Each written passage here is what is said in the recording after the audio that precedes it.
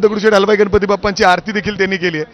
दादा काय भावना आहेत, म्हणजे अर्थात गदा घेऊन या ठिकाणी आरती केली तू आताच? खूप भारी वाटतंय, कारण का माझी सुरुवात पण बाप्पापासून झालेली आहे आणि लहानपणापासून कुस्ती माझी सगळीत पहिलं शिवाजी स्टेडियमला झाली की मी पहिलं दर्शनाला इथं होतो आणि आज पण महाराष्ट्र केसरीची गादा घेऊन पहिलं इथं झालेलो आहे बाप्पाच्या दर्शन. कशा पद्धतीने लढाई झाली, लढाई खूप म्हणजे तयारी खूप जय्यत केली होती तू यासाठी? हो नक्की, भरपूरच वडिलांनी खूप तयारी करून घेतली होती. चुलते असतील, मित्र असतील, सगळे वस्ताद मंडळी असतील, सगळ्यांनी भरपूर तयारी होती. तयारी मेहनत खूप झाली होती आणि त्याचा रिझल्ट सगळ्यांना समोर आहे. आज या सगळ्या मित्रांना म्हणजे अर्थात सगळे तुझ्या तालमीतले लोक आहेत, मुलं आहेत, म्हणले तुझ्यासोबत सराव केलेला आहे, काय भावना आहेत तुझ्या? त्यांना भेटल्यानंतर अक्षरशः तुला खांद्यावर घेतलं त्यांनी? हो नक्कीच, सगळे आनंदित आहेत. आनंदाचा दिवस आहे सगळ्यांसाठी आणि आज सगळ्यांचं म्हणजे माझ्यावर सगळ्या प्रेम करणाऱ्यांचं सगळ्यांचं आणि पुणे जिल्ह्याचं आणि आमच्या तालुक्याचं आणि आमच्या गावाचं आज सगळ्यांचं स्वप्न पूर्ण झालं आहे. त्यामुळं खूप आनंदाची गोष्ट आहे सगळं. त्याचबरोबर अर्थात जर आपण बघितलं तर त्या ठिकाणी जे घडलं ते म्हणजे काय कसं पाहता तू त्याच्याकडे? तो पंचांचा निर्णय आहे, त्याबद्दल मी काय बोलू शकत नाही, कारण का मी एक खेळाडू आहे आणि मी माझं काम पूर्ण करून तिथं दाखवलेलं आहे. त्यांचा प्रश्न आहे, तो त्यांचे बोलतील ते काय करतील.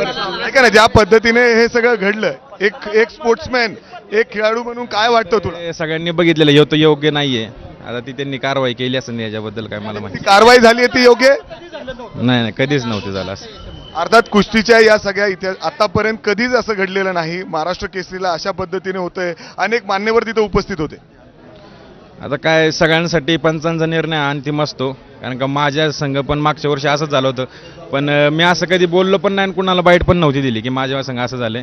आणि मागच्या आमचा पराजय मी स्वीकारून परत या पुढच्या वर्षी मी तयारी करून सगळ्यांना दाखवून दिलंय की मेहनतीने काय काय होऊ शकतं. जे खेळाडू असतो तो दाखवून देतो त्याच्या खेळातून. नक्कीच सर. हो नक्कीच सर, सगळे मोठे पैलवान आहेत, माझ्यापेक्षा सगळ्यात लहान मी त्यांच्यापेक्षा. सगळ्यांना हो नक्की भेटणार सगळ्यांना. मोठे असून देखील जे प्रकार घडला तो म्हणजे त्याच्याबद्दल तुला काय वाटतं? म्हणजे अर्थात तू जसं सांगतोयस की गेल्या वेळेस तुझ्यावर सुद्धा अन्याय झाला, मात्र तू खेळ दाखवून दिला यावेळेस. नक्कीच सर, अन्याय आता खेळाडू संघ होतच, एखादी हार एखादी जीत असते, फक्त संयम नसतो सोडायचा, ते फक्त मेहनत. पुढची वाटचाल कशी असणार आहे तुझी? नाही, पुढची वाटचाल सर उद्यापासूनच आता चालू आहे ना, हिंद केसरी व्हायचं, भारत केसरी व्हायचं, आपल्या जिल्ह्याचं नाव, आपल्या तालुक्याचं नाव मोठं करायचं, आपल्या तालमीचं नाव मोठं करायचं. आई वडिलांना भेटलात, काय भावना होते? आई वडिलांना म्हणजे खूप आनंदात असेल. नाही, आत्ताच अहिल्यानगरवरनं डायरेक्ट बाप्पांच्या दर्शनाला आलो, आता डायरेक्ट मम्मीलाच भेटायला जायचं डायरेक्ट. फोन झाला, सगळं झालं, बोलणं झालं, व्हिडिओ कॉल? नाही, व्हिडिओ कॉल बोलणं झालं, सगळे माझे तिकडे वाट बघतात ते. बाप्पांचं दर्शन पहिलं घेऊन तिकडंच जायचं आता.